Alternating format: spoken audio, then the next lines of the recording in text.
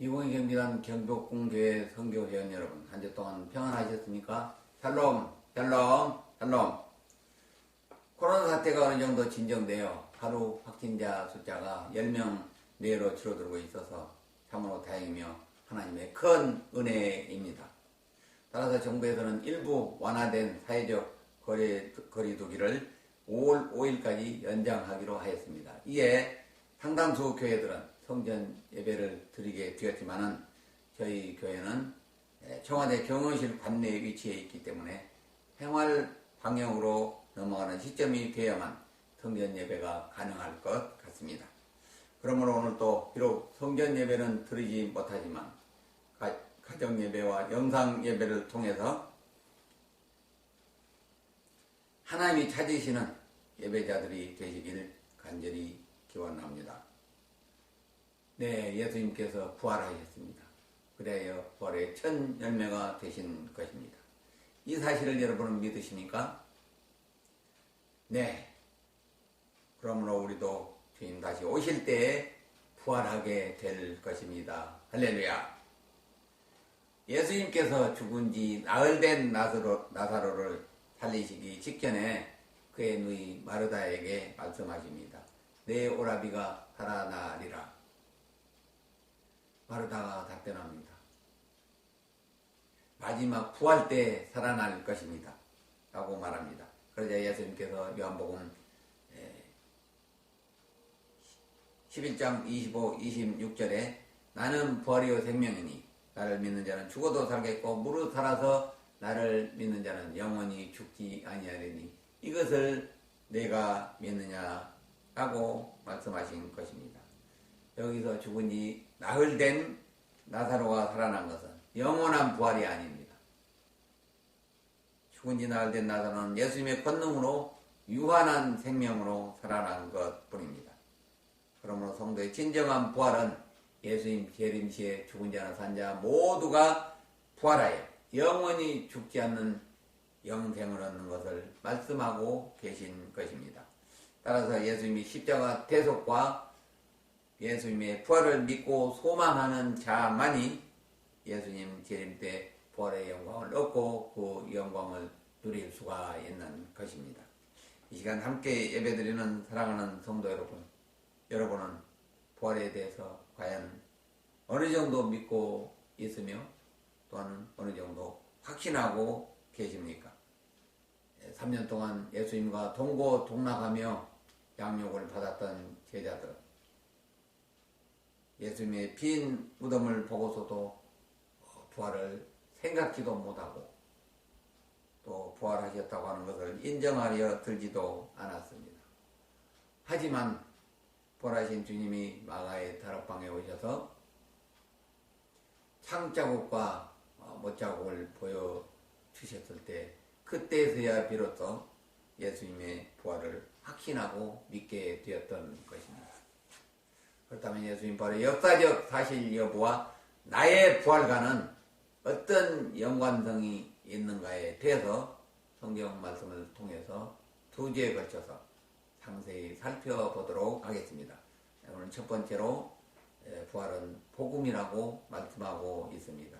고린도전서 15장 1, 2절 말씀인데요. 제가 읽도록 하겠습니다. 형제들아 내가 너에게 전한 복음을 너에게 알게 하노니 이는 너희가 받은 것이요 그 가운데 선 것이라. 너희가 만일 내가 전한 그 말을 굳게 지키고 헛되이 믿지 아니하면 그로 말미암아 구원을 받으리라. 아멘. 사도 바울은 고린도 교인들에게 예수님의 부활 사건을 복음이라고 말하며 그 복음을 전하였던 것입니다. 그리고 내가 전한 그 말, 즉 그 복음을 굳게 지키고 헛되이 믿지 않으면 너희가 구원을 받을 것이라고 강조하고 있습니다. 그러므로 예수님의 부활은 십자가 사건과 함께 기독교의 핵심 진리이며 복음 그 자체인 것입니다. 두 번째 예수님은 성경대로 죽으시고 성경대로 살아나셨다고 기록하고 있습니다. 고린도전서 15장 3, 4절입니다. 내가 받은 것을 먼저 너희에게 전하였노니 이는 성경대로 그리스도께서 우리 죄를 위하여 죽으시고 장사 지낸 바 되셨다가 성경대로 사흘 만에 다시 살아나사 아멘. 예수님께서는 구약에 예언되어 있는 말씀대로 또 하나님 뜻에 순종하심으로 우리의 죄를 되속하기 위해서 십자가에서 멸시천대 고난 다 받으시고 죽으셨던 것입니다. 그리하여 아리마대 요셉이 준비한 무덤에 장사되게 되었습니다. 정말로 모든 것이 끝난 것으로 생각되었습니다. 그러나 하나님께서는 약속하신 대로 죽은 지 사흘 만에 예수를 다시 살리셨다고 말씀하고 있습니다. 예수님께서 부활하신 것입니다. 다시 살아나신 예수님은 40일 동안 제자들에게와 수많은 사람들에게 나타나셔서 자신의 부활을 증거하였던 것입니다. 그렇기 때문에 사도 바울은 고린도전서를 기록할 당시 AD 55년경인데요. 사도 바울이 3차 전도 여행 시에 에베소에 거주할 때 기록한 그런 서신서인데, 이때 당시 부활하신 예수님을 직접 목격한 증인들이 일부를 제하고는 대다수가 살아 있었다고 말씀하고 있습니다. 이러한 점을 들어서 예수님의 부활이야말로 역사적으로 실존하였던 사건임을 증거하고 있는 것입니다. 그러면 이러한 부활의 역사적인 증인들에 대해서 성경을 통해서 보다 상세하게 살펴보도록 하겠습니다. 부활의 역사적인 증인들입니다. 고린도전서 15장 5절에서 8절 말씀 함께 읽도록 하겠습니다. 게바에게 보이시고 후에 12제자에게와 그 후에 500여 형제에게 일시에 보이셨나니 그 중에 지금까지 대다수는 살아있고 어떤 사람은 잠들었으며 그 후에 야고보에게 보이셨으며 그 후에 모든 사도에게와 맨 나중에 만삭되지 못하여 난 자 같은 내게도 보이셨느니라. 아멘. 예수님의 부활을 첫 번째로 목격한 사람은 사복음서에 모두 막달라 마리아라고 기록하고 있습니다. 그런데 사도 바울은 고린도전서를 통해서 베드로에게 최초로 보이셨다고 기록하고 있습니다. 아마도 여성을 제외한 기록일 가능성이 큽니다. 아무튼 부활하신 예수님께서는 게바에게 보이신 다음에 마가의 다락방에 2번이나 나타나셔 찾아오셔서 손에 못자국과 옆구리에 창자국을 보이시면서 너희에게 평강이 있을지어다, 성령을 받으라 라고 말씀하셨습니다. 또 누가복음에 의하면은 제자들에게 물고기도 달라 하셔서 잡수기도 하셨다고 기록되어 있습니다. 그리고 이만한 도마에게는 보지 않고 믿는 믿음이 더 귀하다고 말씀하셨던 것입니다. 이에 도마가 하나님의 아들이십니다 라고 신앙 고백을 했던 것을 볼 수가 있습니다. 또한 예수님께서 승천하시기 전에 갈릴리 호숫가에 나타나셔서 빈 그물을 올리고 있는 제자들에게 배 오른편에 그물을 던지라, 그리하여 만선의 기쁨을 주셨던 것입니다. 그 제자들에게 조반을 먹이시고 베드로를 비롯한 제자들에게 사랑 고백을 받으시고 제자 양육 즉 교회의 사명을 주셨던 것입니다. 이에 대해 공관복음서에는 제자들에게 전도 사명을 주신 후 바로 승천하신 광경을 기록하고 있으며 사도행전 1장 8, 11절에는 예수님께서 성령을 보내주시겠다고 약속하신 후에 제자들이 보는 가운데 하늘로 올라가셨는데 구름이 가려서 보이지 않으셨던 것입니다. 당시 예수님이 승천하실 때 지켜보았던 제자들이 500여 형제들이 있었는데요. 이 500여 형제들은 바울이 고린도 전서를 기록할 당시 AD 55년경에 일부를 제외하고는 대부분이 생존에 있어서 이들이 부활의 산증인이 되었던 것입니다. 12 제자들만이 부활의 주님을 만났다고 하면 부활에 대한 증거가 부족하다고 말할 수도 있을 것입니다. 그러나 500여 명이 보는 데서 예수님이 하늘로 승천하셨기 때문에 부활에 대해서 무슨 증거가 더 이상 필요하겠습니까?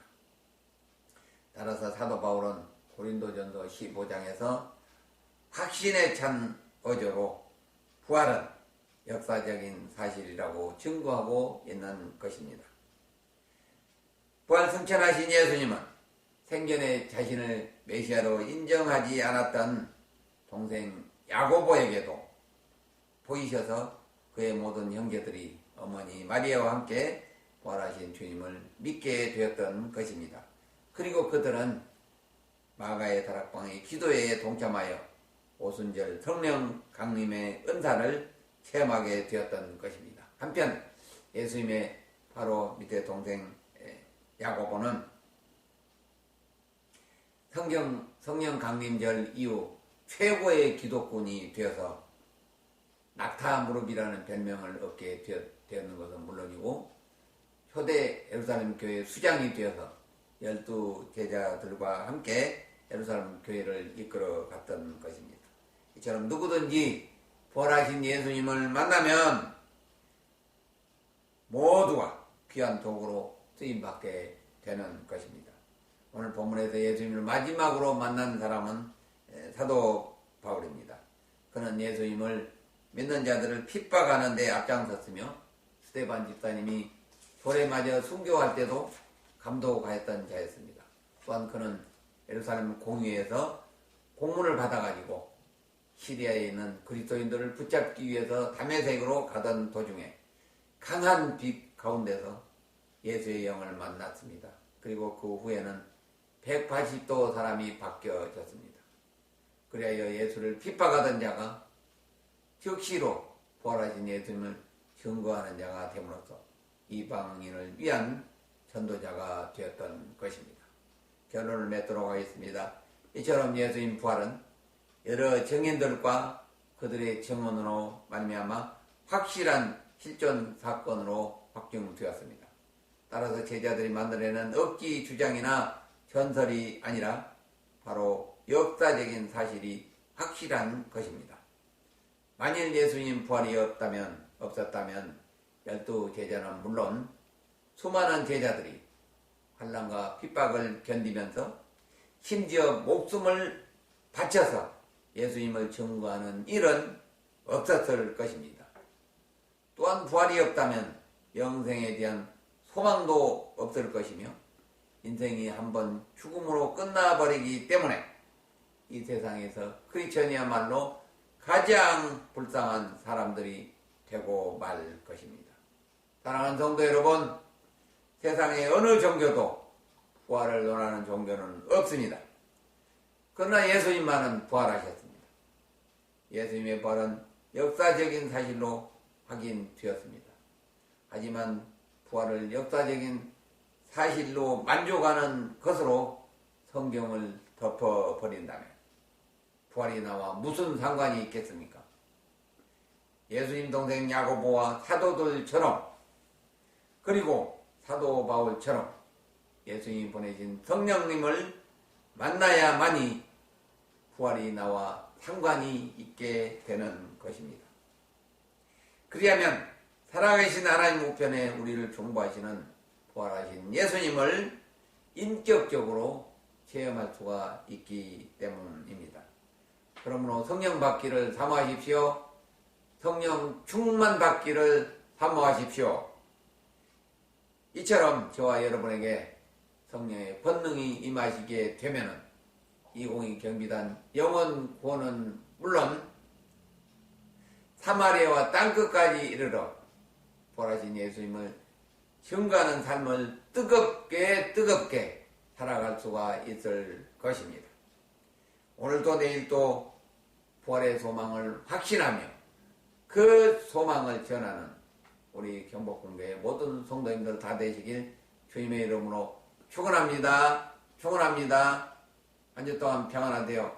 샬롬 샬롬 샬롬.